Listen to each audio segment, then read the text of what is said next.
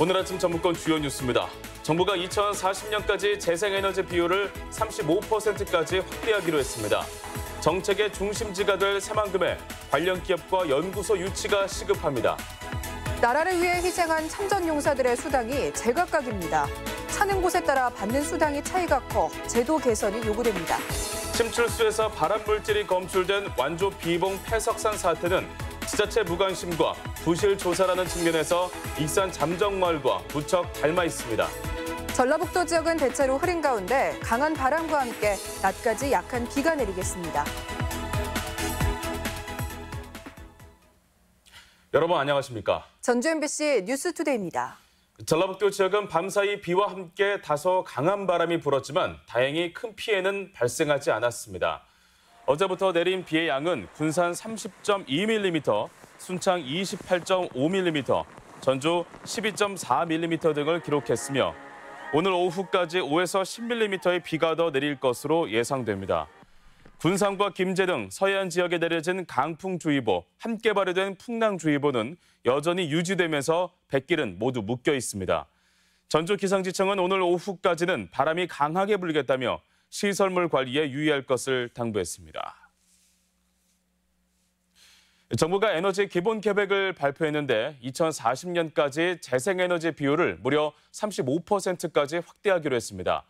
그 중심에는 대통령이 재생에너지 메카를 선언한 새만금과 전라북도가 있는데요. 지역의 성장 엔진이 되기 위해서는 기업과 연구개발 시설 유치가 시급한 과제입니다. 강동엽 기자입니다. 지난해 새만금에서 재생에너지의 청사진을 밝힌 문재인 대통령. 탈원전을 비판하는 야당의 공세 속에서도 산업 육성에 대한 정부의 입장은 단호했습니다. 발전소는 전기를 생산해 주지만 국민의 건강에 영향을 주기도 합니다. 그것이 청정에너지에 대한 국민의 기대가 높아지는 이유입니다. 이런 가운데 정부가 제3차 에너지 기본 계획을 확정했습니다. 국내 재생에너지 발전 비중을 2030년 20%, 2040년에는 최대 35%까지 늘리고 지자체의 역할과 책임을 강화하겠다는 겁니다. 이 같은 계획은 정부가 중단 없이 재생에너지 산업을 육성하겠다는 의지의 표현이어서 전북에 있어서 호재가 되고 있습니다. 2030년까지 전북에 예상되는 재생에너지 발전량은 원전 10여 기와 맞먹는 11.2기가와트, 정부의 관심과 지원이 집중될 수밖에 없습니다. 하지만 전북이 그저 거대한 발전소로 남지 않기 위해서는 관련 기업과 연구개발 시설 유치가 시급합니다. 여기에 공장 이전을 촉진하기 위해 지역업체 참여 비율을 높이고 각종 세제 혜택도 마련해야 합니다. 또 경쟁력을 끌어올리기 위한 기술 개발을 위해 연구와 평가센터, 실증단지 조성도 앞당겨야 합니다. 도에서는 연말까지 전라북도 지역 에너지 계획을 수립을 해서 에너지 분야의 산업들 이런 것들을 방안을 마련하도록 그렇게 하겠습니다. 정부가 당장 올해 에너지 산업 융복합 단지를 조성할 계획인 가운데 전라북도의 유치 노력이 주목되고 있습니다. MBC 뉴스 강동엽입니다. 폐기물 매립장이 들어선 완주 비봉의 폐석상 주변에서 발암물질이 검출돼 논란이 커지고 있습니다. 지자체 무관심 속에서 발생한 일이라는 점에서 집단 암 발병으로 고통을 받았던 익산 잠정마을이 떠오르는데요. 두 사례가 어떤 점에서 닮았는지 한범수 기자가 짚어봤습니다.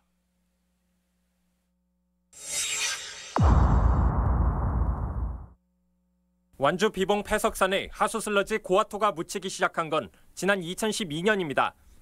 당시 업체 측은 쓰고 남은 돌가루를 묻기 위해 필요하다며 소량의 고아토 매립을 함께 허가받았습니다. 별도 관리 규정이 없다며 완주군은 실제 무엇이 매립됐는지 5년간 단 한 번도 검사하지 않았고 그 사이 업체는 고아토만으로 석산을 메웠습니다.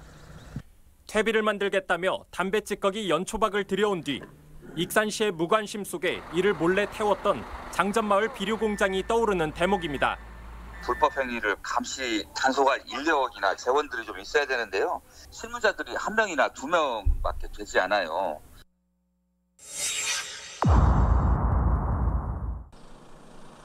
서른한 명의 암 환자가 발생한 익산 장전마을에선 10년간 3차례 환경조사가 이뤄졌습니다. 물고기가 집단 폐사하고 주민들이 병에 걸리는 일이 반복돼 도가 원인 조사에 나섰던 건데 그때마다 아무 이상이 없다는 결론이 내려졌습니다.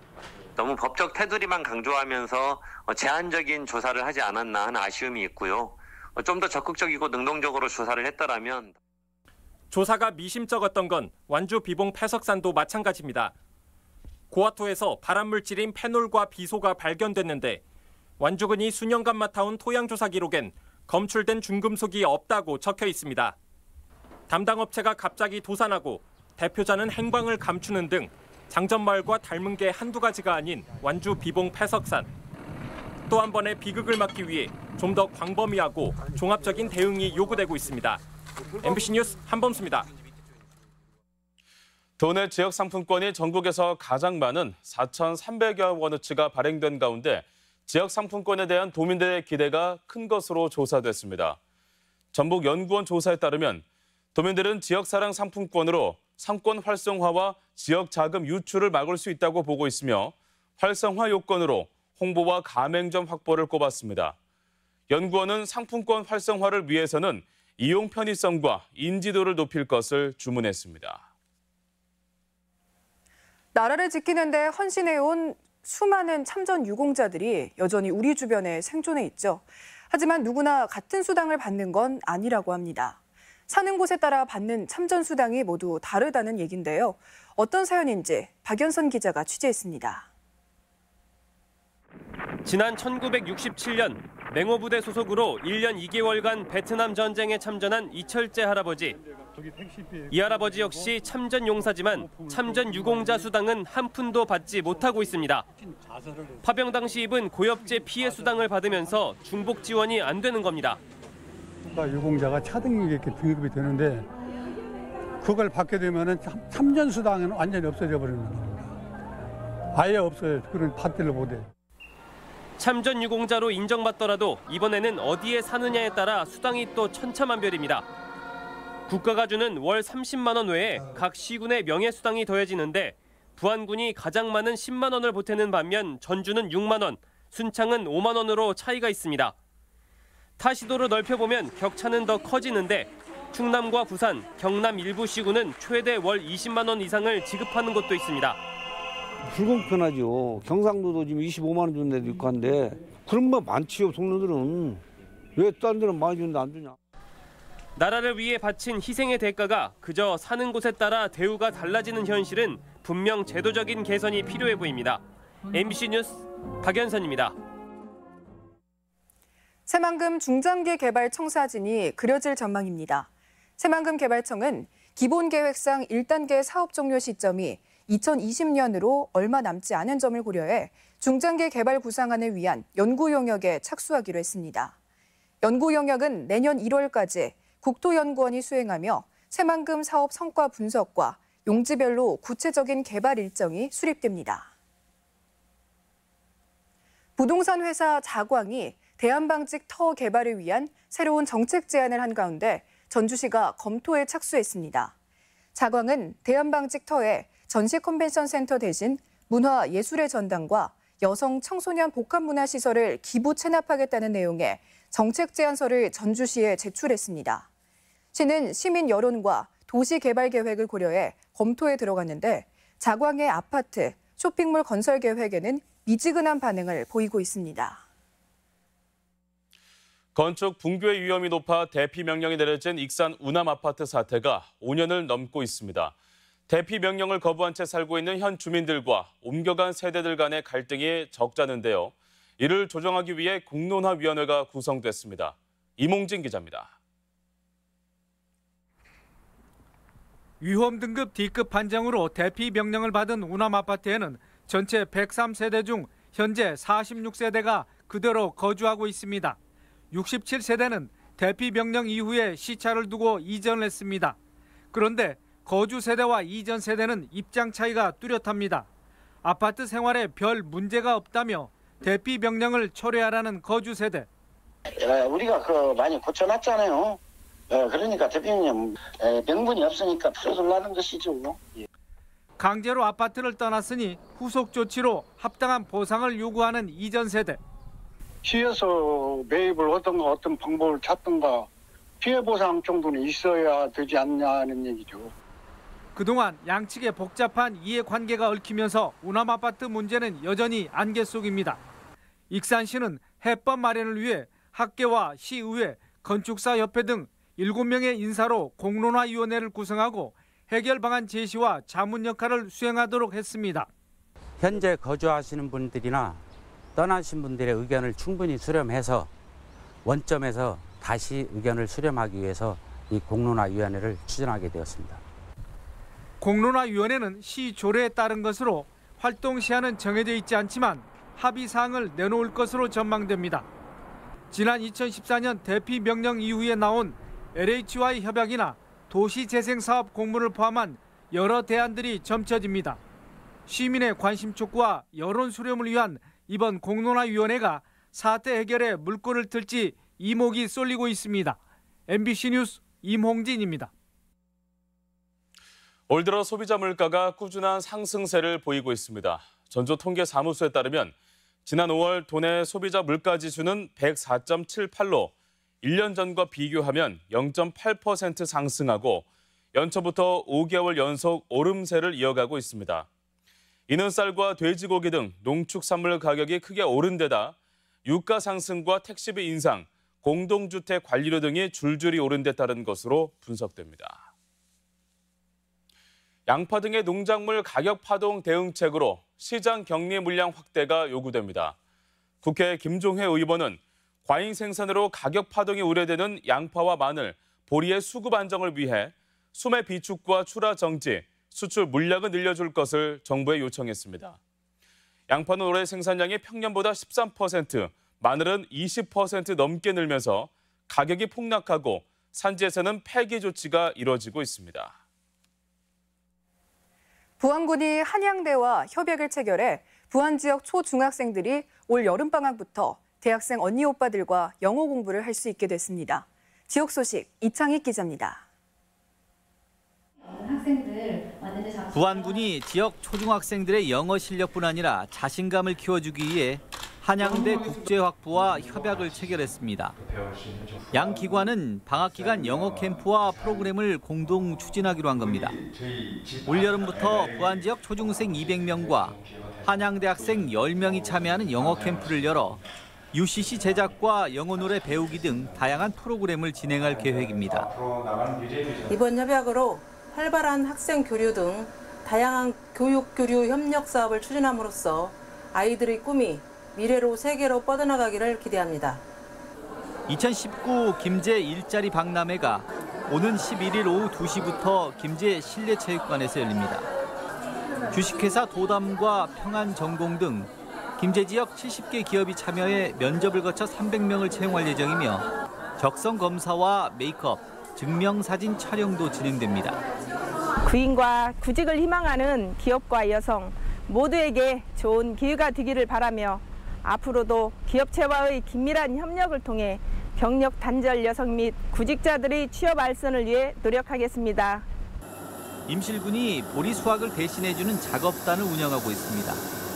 작업단은 올해로 4년째로 보리 수확 전용 콤바인으로 곡물 손실을 줄이고 농가의 가장 큰 부담인 수확 작업을 해결해 소득에 큰 보탬이 되고 있습니다. 군산시가 호국 보훈의 달을 맞아 국가유공자 명패 달아드리기 사업을 집중 추진합니다.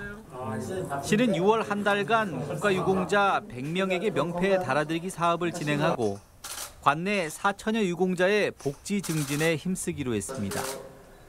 MBC 뉴스 이창익입니다. 원광대학교 병원과 익산시 의사회가 익산 장전마을 환자 돕기 자선 골프대회를 개최했습니다. 이번 골프대회는 장전마을 주민들에 대한 의료 서비스 지원을 후원하기 위해 마련됐으며 병원 교직원과 지역 의료인, 시민 등 100여 명이 참여했습니다. 한편 원광대 병원은 오는 13일 장전마을 주민들의 건강검진과 치료 지원을 위한 업무 협약을 체결하기로 했습니다. 먹거리 생산과 유통, 소비를 통합 관리할 광역 공공급식센터 설치 필요성이 높아지고 있습니다. 전라북도의회는 안전한 식생활 환경 조성을 위해 박희자 의원이 발의한 광역공공급식센터 설치 지원 건의안을 채택했습니다. 전북 지역 연간 공공급식 예산은 2천억 원이 넘지만 급식 사고가 끊이지 않고 생산과 유통 과정도 허술하다며 전북형 광역공공급식센터 설치를 대안으로 제시했습니다. 전화금융사기인 보이스피싱 범죄가 갈수록 증가하고 있습니다.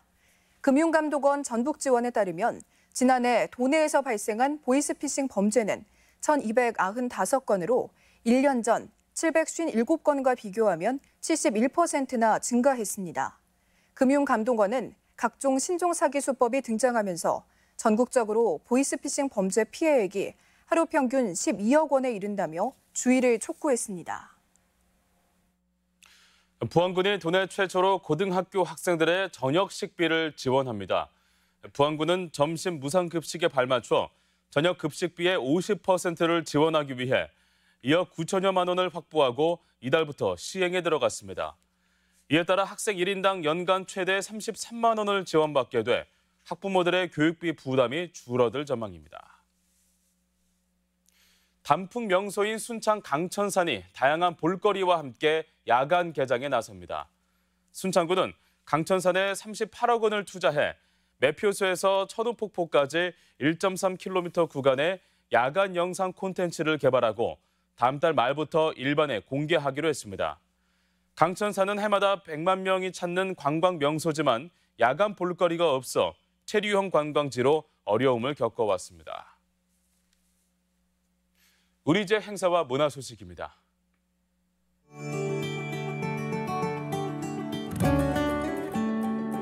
자연에서 즐기는 영화축제 제7회 무주산골영화제가 오는 9일까지 무주군 일원에서 펼쳐집니다.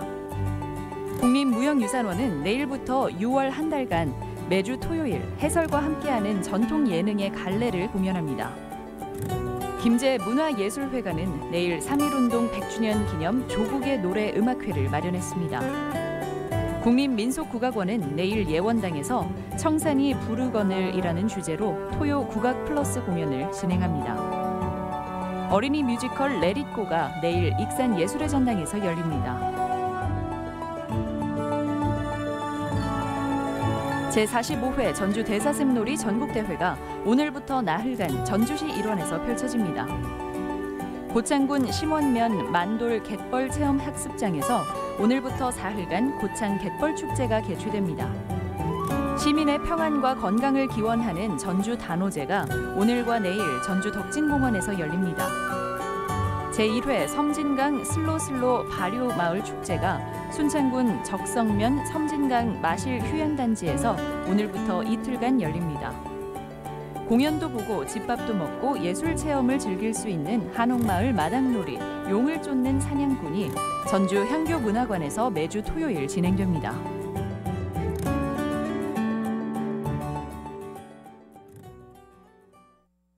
이어서 날씨 전해드립니다. 전라북도 지역은 대체로 흐린 가운데 강한 바람과 함께 낮까지 약한 비가 내리겠습니다. 지역별 기온입니다. 전주는 아침 기온 19도에서 낮 기온은 22도, 익산은 19도에서 23도, 동북권은 무주가 16도에서 21도, 진안이 16도에서 20도, 서해안권은 군산이 17도에서 23도, 부안이 19도에서 23도 등을 기록하겠습니다. 현재 미세먼지와 초미세먼지 농도는 도내 모든 지역에서 좋음 수준을 보이고 있고 미세먼지 없는 쾌청한 하늘은 종일 이어지겠습니다. 갱년기로 고생한 지 몇 년 만에 꿀잠 잤어요. 저 얼굴 안 빨갛죠? 딸이 엄마가 짜증 안 내서 좋대요. 써보니까 다르죠? 믿을 수 있는 갱년기 치료제 판매 1위 페라민 Q. 땡큐 페라민 큐. 크린랩 빈틈없이 신선함까지 크린 지퍼백. 취향대로 컬러까지 크린랩 고무장갑. 생활을 360도 지켜주는 크린랩 디테일. 디테일이 프리미엄이다. 크린랩. 계좌 확인해줘. 은행과 기술이 스마트하게 한편이 된 NH 스마트 뱅킹 원업. 은행의 모든 것을 한 번에 편하게. 저와 한편 하실래요? 은행을 은행보다 스마트하게. NH 스마트 뱅킹 원업. 항상 나를 먼저 생각해주는 사람. 당신에게 환한 미소를 선물하고 싶습니다. 예약하려고요. 행복한 미소 덴티스 임플란트. 이상으로 전주 MBC 뉴스투데이 마칩니다. 시청해주신 여러분 고맙습니다.